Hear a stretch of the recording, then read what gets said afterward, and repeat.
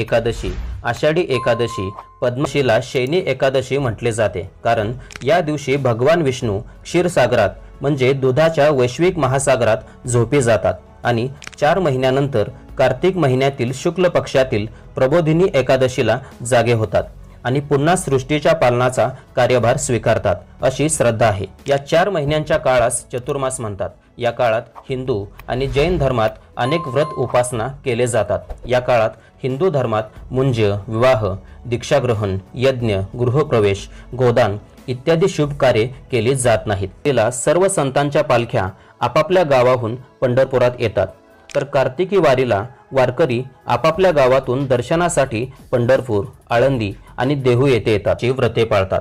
काही लोक दुसऱ्यांच्या घरी भोजन करत नाहीत, काही जण दिवसातून एकदाच भोजन करतात व अशा प्रकारच्या व्रताला गोविंद शयन व्रत म्हटले जाते।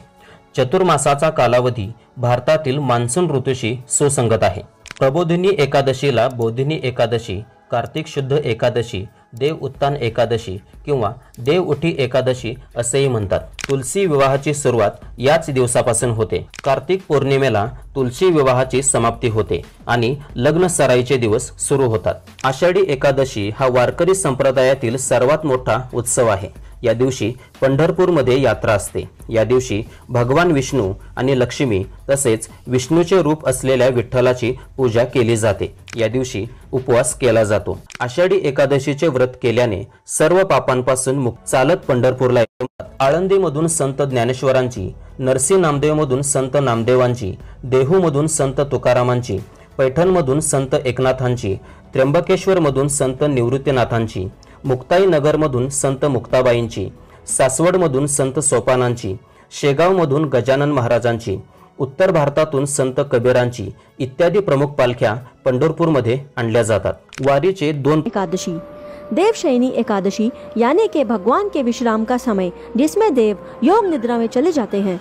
आषाढ़ माह के शुक्ल पक्ष की एकादशी को देवशयनी या हरिशयनी एकादशी कहा जाता है। इस दिन भगवान विष्णु की पूजा का विशेष महत्व होता है। इस दिन बहुत से भक्त व्रत भी रखते हैं। ऐसा माना जाता है देवशयनी एकादशी तिथि से भगवान विष्णु 4 माह के लिए क्षीर सागर में शयन करने के लिए चले जाते हैं। इस तिथि से ही चातुर्मास आरंभ हो जाता है, जिसके कारण 4 महीनों के लिए किसी भी प्रकार का शुभ कार्य जैसे कि जनेयू, विवाह, मुंडन, मकान की नींव डालना व अन्य मांगलिक व धार्मिक कार्य करना वर्जित माना जाता है। ऐसे में भगवान शिव सृष्टि का संचालन अपने हाथों में ले लेते हैं। ऐसा भी माना जाता है